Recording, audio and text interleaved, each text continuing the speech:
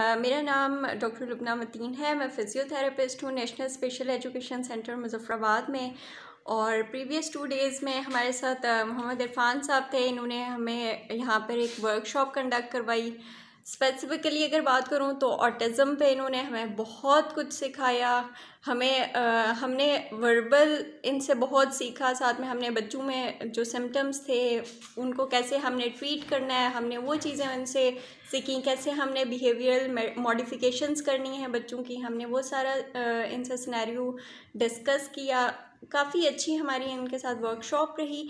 इसके अलावा अगर हम कहें तो अगर हम देखें, हमने थ्योरेटिकल नॉलेज देख लें या बुकिश नॉलेज देख लें तो ये हमने बहुत नॉलेज गेन किया हुआ है। लेकिन जब हम एक फ़ील्ड में आते हैं ना, उस फील्ड में उसकी इम्प्लीमेंटेशन बुकिश नॉलेज की वैसे नहीं होती जैसे एक्सपीरियंस से गेन करते हैं। तो आप समझें कि हमने 25 साल का इनका एक्सपीरियंस इन 2 दिनों में ले लिया।